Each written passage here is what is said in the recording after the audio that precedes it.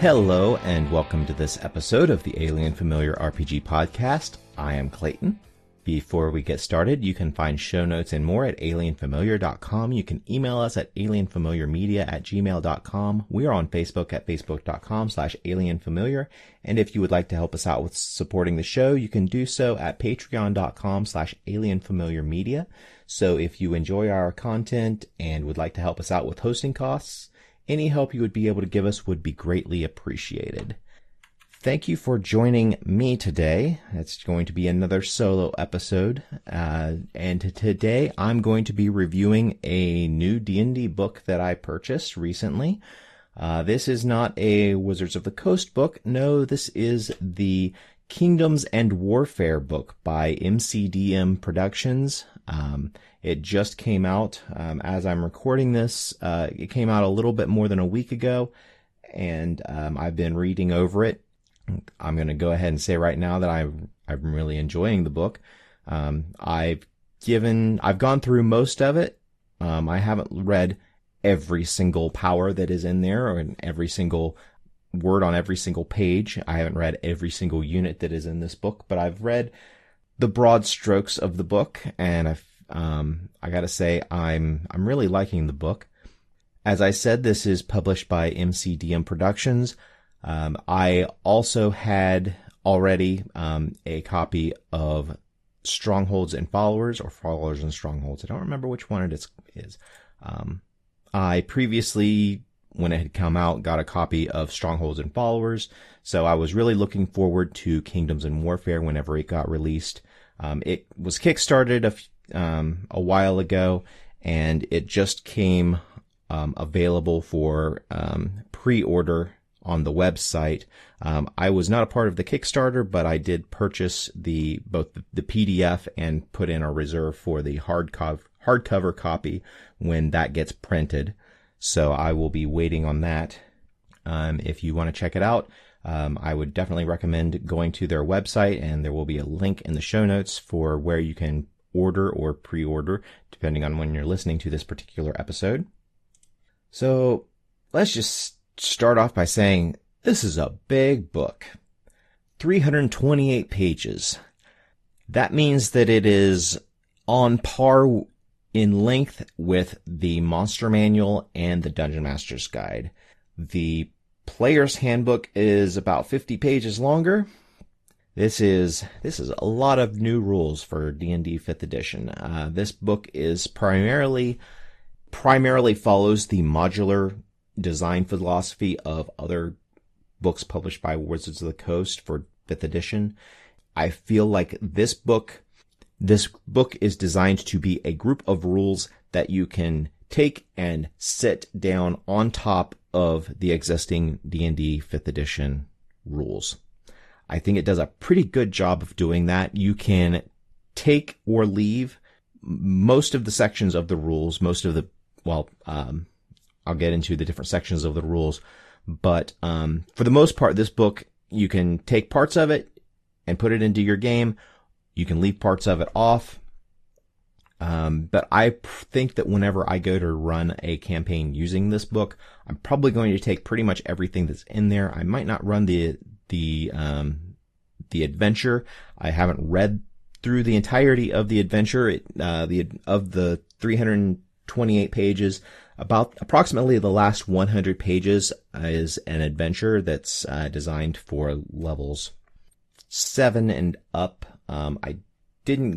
In glancing at it, I didn't see what level it caps at, but I'm going to guess it probably runs until probably about level 10.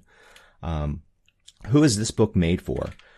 This book is definitely made for campaigns where the player characters are probably about level 7 or higher. Just browsing through the monsters that are available. I'm pretty sure the lowest one that I saw was a challenge of 7. Most of them are in the above 10. Most of them are in the teens. There were a few of them that were over 20. So if you wanted to run this campaign, you could definitely run it in up until the very end play of D&D 5th edition. I would also say that this book is definitely designed for dungeon masters. I personally would not recommend any players purchase this book. This book has so many rules, and it is such a complete mass. It's not just a mass combat system. It is a kingdom management and mass combat system. Hence the name Kingdoms and Warfare. The reason why I don't think players should buy this book is because you're probably going to be wasting your money on getting it. If you're just a player and you're not a DM and you're not going to be running this material, you're going to be wasting your money, because I know from experience that if a player comes and wants a huge new additional rule set that is the equivalent of an additional core rule book, and once those rules put into the game, I'm probably just going to say, no, thank you. Beyond that, I still want to say I very much recommend this book if this fills the niche that you are looking to fill. And I kept thinking as I was reading it that this is a very, very niche product. I don't think that, I know for a fact that I am not going to implement these rules in every single game that I play if the game goes high enough to reach the level that this book is designed for. So it's got several factors into it that really sets it apart as not being something that is designed for everyone. But it's definitely designed for people who are like me, people who like history, have read a book or two on actually how medieval society works, how particularly either medieval or ancient warfare actually works, or plays video games about that. As I was reading through the warfare section, I kept getting reminders of games like the Total War series, particularly medieval or Rome. I love those games, and there are certain rules there that really made me think back to those. And it's not just emulating those games, it's emulating the warfare tropes that are associated with those types of settings, those types of those periods in history. I want to continue to say that I'm really impressed with this book. I really like this book. I'm definitely going to use it. But as I go through and review this, as I was writing up my notes for this, there's a lot here that I've got nitpicks about, but I'm of the opinion that people will nitpick the most the things that they love. This topic is one that I very much love. I loved the Strongholds and Followers book that came out before it. I will say that while this book is designed to be a companion for that, you don't need to have the previous book in order to be able to use this book. And I will definitely say that if you use just this book, it will be a significant power increase for your player characters. If you use both Kingdoms and Warfare and Strongholds and Followers, you are definitely ramping up the amount of power that the player characters have at their disposal. So just keep that in mind if that's something. If I would also recommend that this book is for experienced DMs, people who have had some experience in running campaigns that are above level 7. And personally, I really don't have all that much experience. Most of the games that I run, if they get to the level that this book is designed for, it hasn't happened very many times that players have gone from character creation, which is either level 1 or level 3. That's generally whenever I create characters or whenever I have characters created. I could see it being more likely that I would run the material in this book where for a group who I'm going to just tell from the get-go, hey, this book is going to be the campaign. We are going to be lords, or we are going to be the big movers and shakers in a particular kingdom, and we're just going to just start off at level 7 or level 10 or whatever level you want to start the game at, even higher. research has shown that the vast majority of campaigns that are run in D&D do not reach the levels that this book is designed to be played at. And that's another aspect that kind of makes this even more of a niche product. I'm saying all of this so that if you are thinking about getting this book, you know exactly what you are getting into whenever you buy this book, and so that you don't have any misconceptions about what you are getting. This is not designed for playing, for instance, a birthright campaign where your characters start off and they are relatively low level in D&D terms, but they have all of the power associated with running a campaign. So now that I've spent a few minutes just talking about the product as a whole, I kind of want to go through the product itself and give my thoughts on it and kind of go over different aspects of it. As I was reading it, I took some notes, and over the past day, I've kind of been thinking about what I wanted to point out here. And like I said, I'm going to have a lot of nitpicks, but there's a lot of stuff in this book that I like. It fills a need that Dungeons and Dragons 5th edition has not fulfilled yet. And it's not really something that the previous editions of D&D have fulfilled in their core books. Mass combat, running a large area, having command over groups of people has never been anything that's been a part of the core rules for Dungeons and Dragons. Previous editions have had supplements that have come out for it. I don't really expect for 5th edition to have any content, any official Wizards of the Coast content come out for this. So that makes this book a very good thing to have if you want to fill in that need. If you're the type of GM who wants to run this type of game, I would say that this is definitely something I would recommend that you get if you're wanting to have players take on that role. So, looking at the table of contents, there's quite a few sections here. Similar to Strongholds and Followers, there aren't actually chapter numbers. That's a design decision that I don't know if I fully follow or can get behind. And while we're talking about the table of contents, I also want to say that this book does not have an index. Yeah, a 300 plus page book full of rules that doesn't have an index. I don't like that. But the table of contents itself is very robust. It has all of it goes into very granular detail about what's on different pages. And following the table of contents, we've got a glossary of terms, and the glossary of terms is about a little less than 3 pages long. Most of these terms are both new game terms that are being introduced into D&D 5th edition, but they are also terms that are being drawn from actual historical sources, historical terms for different aspects of combat.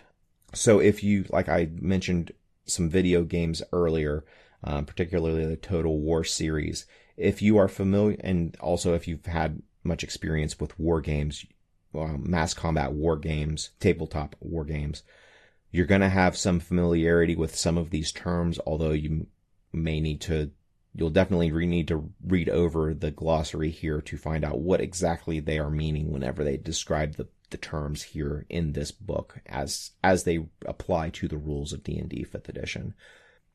Following the glossary of terms, we get into actually the domains themselves. That's the area that your player characters are going to be in control of.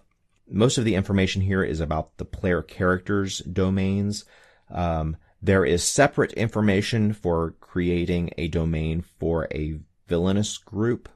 This might be an evil despot, or it might be a powerful dragon that has a lot of minions under its control. But there's not really a whole lot here for building up NPC groups. The design philosophy here seems to be that that kind of stuff is still going to be handled by DM Fiat. You could use some of the villainous or NPC stats to build up either allied organizations or other kingdoms that are nearby who are neutral, but this book is not concerned with creating the rules for basically friendly diplomacy. This book breaks down player character interactions into an antagonistic approach to the other domains that are being controlled by the DM. So we get some information about what the stats of a domain are. Domains have 4 skills and 3 defenses. They also have some powers and features that are associated with them. The 4 skills of a domain are linked to the skills that a PC may have. I'm not going to go into great detail of it because I think that I don't want to go over this very specific rules because you'll need to get the book yourself in order to get that. But the main skills are for diplomacy, espionage, lore, and operations. The defenses are communications, resolve, and resources. And those skills and those defenses, those are for what is called the intrigue section of controlling your domain and basically getting ready for war. They will have an impact on a battle itself, but the way in which they have an impact in the battle is how these different skills are used and how the defenses are either bolstered or degraded depending on whether you are the player characters are building up your defenses or whether the player characters are failing whenever enemies try to take down some defenses. It will make an impact as to how you are able to, for instance, deploy your units in a mass combat.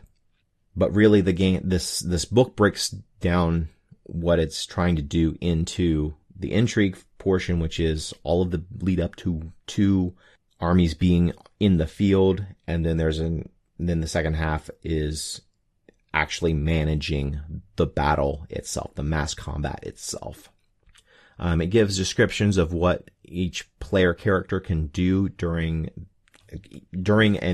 what's called an intrigue phase. So in order to run an intrigue, which is the non-battle portion, each intrigue in and of itself could be viewed as an adventure. It could be designed as an adventure, or it could be something that is done during player characters' downtime. Intrigue takes about 1 week to do, and it represents preparing for combat and also preparing to invade an enemy's territory. Or it may also represent actually being in the enemy's territory and navigating the enemy's territory, getting to the mass combat, which comes at the end of all of the intrigues. I could see designing a campaign using this where an entire campaign arc is one series of intrigues that culminates in a final battle with an enemy, or it could be designed so that you do a few rounds of intrigue in order to get to a major set piece battle for the story. And after that big set piece battle, the player characters move on to either another enemy, or they move up the ladder and try to attack another portion of their enemies' forces, or try to take down the enemy's stronghold, or try to take down the enemy's domain. After the description of how intrigue itself works, then we get into the heroic organizations. These are basically an equivalent to classes, only this is the template by which your player character's domain is organized. There are 8 of them. They roughly correspond to the classes, but not 100% one for one. I would say they're loosely inspired by the classes. They're still broad enough so that, like, if you, one of the organizations is just an adventuring company. And within that, you have the flexibility to have any class that is available having a role in that adventuring company. And then another one might be a religious order where it doesn't really go into great detail as to how the different classes can be integrated into it, but each one is broad enough that if you think about for instance, how would a warlock play into a religious organization? Each one of these organizations has 3 specialties within it, again, mirroring how classes work. My biggest criticism of doing this organization system and making it so much like the classes of D&D is you're basically having the group decide on one particular type of organization that all of them are going to be a part of. I can see that being a problem in some groups.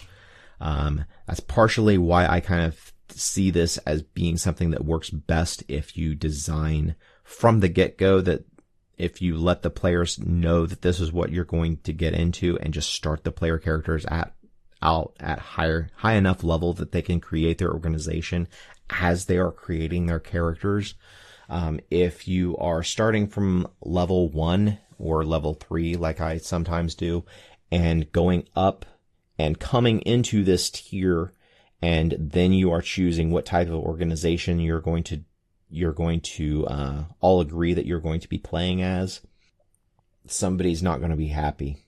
I kind of get the feeling that if you do it that way, somebody's not going to be happy in a 4 or 5 person group. Somebody's not going to be happy with having to be a member of this. I want to say like a grove is one of the titles of an organization that might not fit very well with the paladin. And how are you going to work that out? Well, hopefully the paladin is on board. Otherwise, you may have to. There may need to be some negotiation between the players and some compromise between the players as to which organization they're going to be a part of.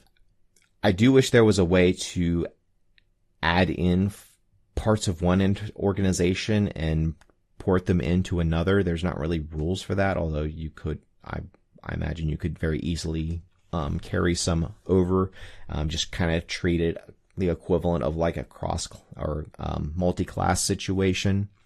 But if you just run it as it is written in the book, each campaign you're only playing as one of these 8 organizations, and then each of these organizations has either 2 or 3 specialties within it.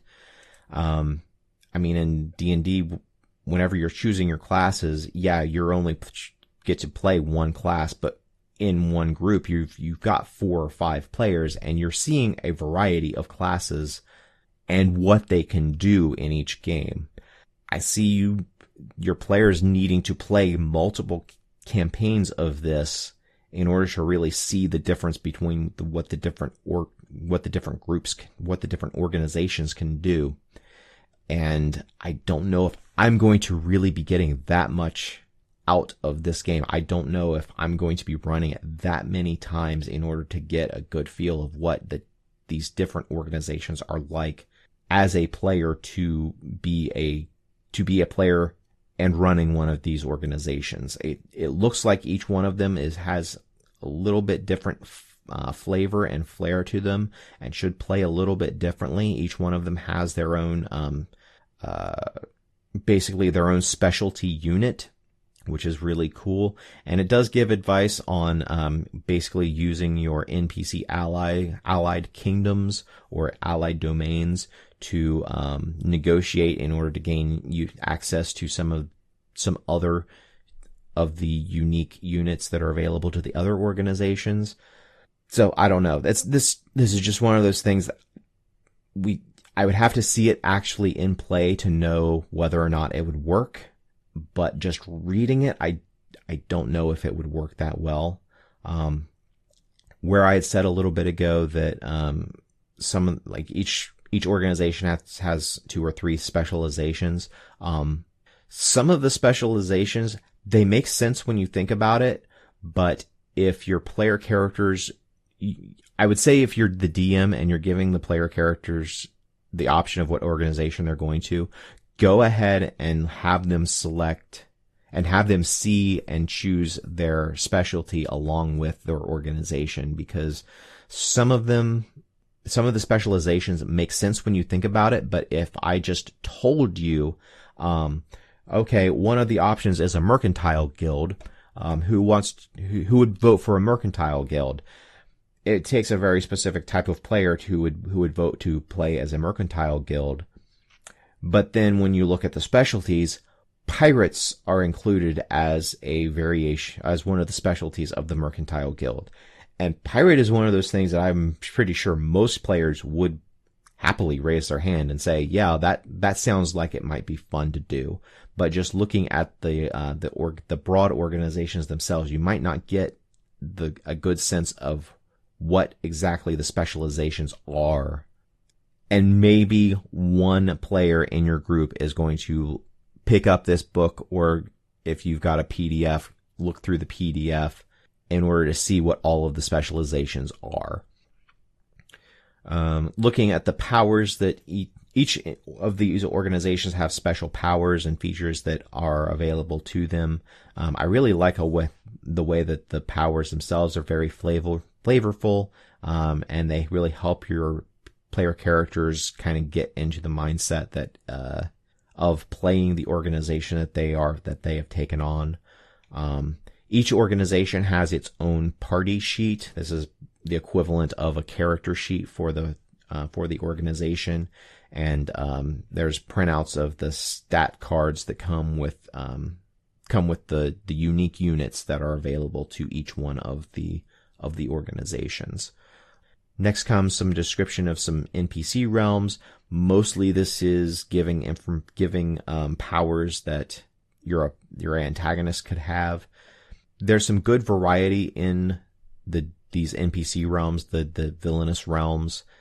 Next comes the warfare section, and this is where it goes into all of the detail about how actual combat works, how mass combat works.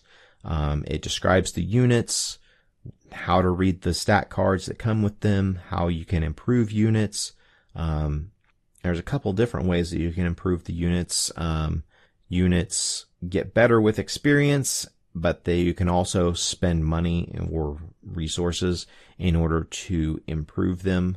Give, for instance, better weapons, better armor. Then goes into detail about how to create a battlefield on the battle mat. Battlefields are relatively small, and each square, if you're looking at a gridded mat, it works best, and the number of units that you have in each army is going to determine the size of the battlefield. So the more units you have, then the bigger the battlefield is by necessity.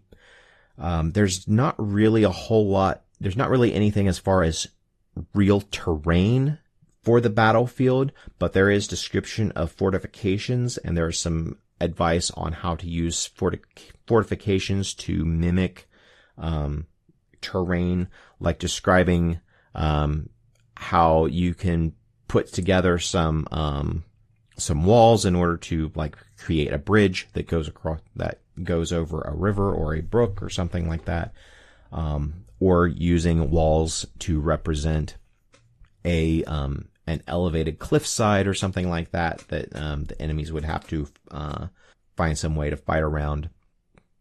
There are pages and pages of the different units themselves that can be used in combat, and the units that you and your enemies can use are basically broken down by races.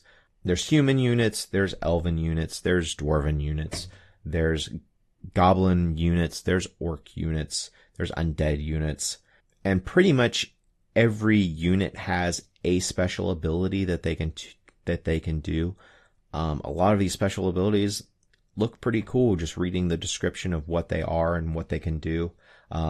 Both the descriptions of the units and the powers of the units and the powers of the domains themselves, like I said earlier, they're very flavorful. There's a lot of inside jokes or geek jokes hidden here. Some of them are pretty obscure. Some of them are pretty obvious if you have much experience in the history of D&D or just in geek culture itself. You're going to recognize some references there.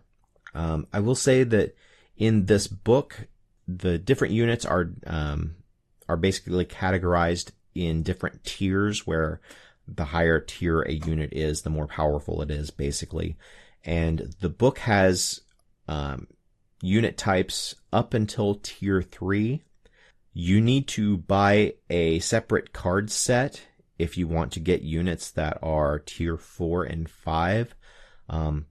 I didn't go into a lot of detail reading over each specific unit in order to really verify one thing that the book says, but the book says that after having looked at some units, you can get a good idea of how to construct your own units. I'll be perfectly honest, I didn't look them over close enough to look for the commonalities, for the hidden formulas that are there to build my own units, but not giving any tier 4, tier 5 units, which 4 and level 5 would be, tier 5 would be the most powerful units that are available in the game. Don't know if I really like that as a design decision, but for trying to get people to buy more products, it definitely makes a lot of sense. One thing that is said in here that kind of gives you a sense of what types of odds the player characters are facing in this is that it is explicitly stated that the player characters' domains should be smaller than the enemies that they are fighting. The player characters, their organization, and their domain are going to have a lot larger variety of special abilities that they can do. Each villainous or NPC domain has a couple, but your player character's domain, they're going to have a lot more, and they're going to be a lot more varied in units. So it is balanced so that you can do so that you're not just playing two equally sized armies going at each other. You're playing, basically the player characters are always going to be in some way the underdogs in a conflict, but then they have certain special abilities that will allow them to come out on top. After the description of the warfare section, then we get into some of the monsters. There's a lot of monsters in this. This is a very robust bestiary here in this book. Like I said earlier, the lowest one is about level 7. Most of them are level 10 and higher. A couple of them are level 20. Definitely end of campaign level threats. And in the monsters themselves and in the lore described for them, there's a lot of information that is pulled from the campaign setting that Matt Colville has played and is designing. There's a lot of little bits of lore and information about that particular setting, but it's pretty much kept generic enough that you can just drag and drop them into your own setting with probably minimal change to them. Then we get into some magic items that are designed for either helping out with running your domain or helping out in mass combat. There are some artifacts that are called codices. Basically think of this as various different versions of Sun Tzu's Art of War, various treatises on warfare that can be available in your campaign world, and these give a variety of different abilities to the player characters and to their armies themselves. After the codices, there is an adventure This adventure is designed for level 7 and higher. This is a sequel to the adventure that appeared in Strongholds and Followers. So if you played that, maybe get this as the next stepping stone. This adventure follows the last approximately 100 pages of the book.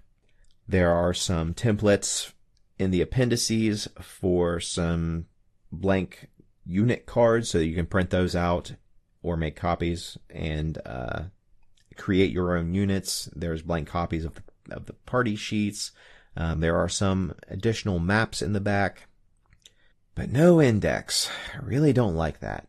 I think that every role-playing game book should have an index. The number of books that shouldn't have index are vanishingly few.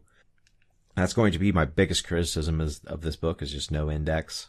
So, in a nutshell, that's what's available in this book. I really like the mass combat system. It gives you the ability to control, it gives the player characters the ability to control units in mass combat. I like how the number of units that a particular player character can be in control of is based on their proficiency bonus. So, as player characters get higher in level, they can control more units, and it goes up slowly. And one of the main pieces of advice in this book for running this material is it gives the advice that you should start small.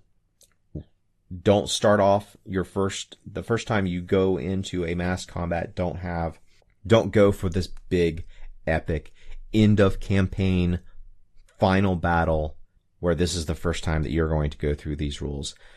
There are a lot of rules in this book, and there are a lot of terms that mean very, very specific things, and you're going to have to look up a lot of stuff. There's going to have to be, well, the way I would probably run it is I would give a printout of the different things that a player character can do during combat. That's kind of similar to how I've run mass combats before in other systems, just to give the players a sense of what exactly they can do. A lot of the things that a player can do, if you're not familiar with mass combat, if you're not familiar with army-sized fighting, a player's going to be completely lost in on what they can actually do in this game using these rules. So if you're going to be a DM who's running this, there's going to be a good bit of education to your players about how this goes. You're basically putting an entirely new system on top of D&D. And yes, there are some things that are analogous between a player character, one single player character, and an army doing things, but there's a lot of things that's going to be different. You could use this book and run a campaign that is not D&D, that is just mass combat, that is just using the intrigue rules and the mass combat rules. I could see you running a game like that. If you wanted to just if you were just two people who really liked mass combat, two people could sit down, one person want to play one kingdom, one person play another kingdom, and you could play these rules and you could play them out and have a lot of fun playing this kingdom level warfare game. That might be how I learned this game system. I might try to convince one of my friends to just sit down with me one afternoon and play this basically as a board game, only without a board and just using a grid of 1-inch squares as the board. I don't know. We'll see. So my final thoughts on this book: if you are excited by the idea of running mass combats and the players running domains and running a realm, being in control, being the lords of a particular area, I would definitely recommend this book. I will see how it pans out with players who don't know that this is going to be coming down the pike whenever they get to higher levels. I've got a Curse of Strahd game that I started up very recently as an in-person group. And I fully intend that whenever the player characters, well, assuming they are able to defeat Strahd, the player characters are going to be the Lords of Barovia, and they're going to be hopefully using these rules as the Curse of Strahd is lifted and the mists of Ravenloft evaporate and the player characters have the freedom to go to other places. I'm going to bring out these rules, and I'm going to have them create their own organization, and we're going to see how these rules play out. Unfortunately, that's going to be quite a ways down the line, as we are only 2 sessions. We have only completed 2 sessions of our current Curse of Strahd campaign. So I'll have to give you guys an update as to how these rules go, if I'm even able to get to that point. I know I have a terrible track record of not getting games as far along as I plan to whenever I initially set out a campaign. I have a terrible tendency to burn out on a particular campaign. I just run out of steam. And hopefully that won't happen, as I'm really excited to be running Curse of Strahd. Having been a player in it and now being a DM in it, I'm really excited, but I'm really excited at the beginning of every campaign that I run. And every single time I run a campaign, I'm like, oh man, I can't wait for all of the things the player characters are going to do, and I can't wait to come up with the next thing that they're going to do. But history has shown I get burnt out, because I cannot maintain that level of enthusiasm for as long as it takes in order to run a campaign. So, like I said, we'll just have to see how it goes. Thank you very much for listening. I think I'm going to go ahead and stop this bullshit and start preparing for my next game. Thanks for listening.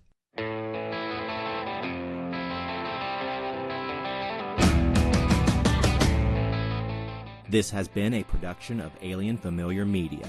You can find past episodes and more at alienfamiliar.com. You can email us at alienfamiliarmedia@gmail.com. This production is protected under a Creative Commons non-commercial attribution, no derivatives license. Music for this episode is Suburban Outlaw by Forget the Whale and can be found at freemusicarchive.org.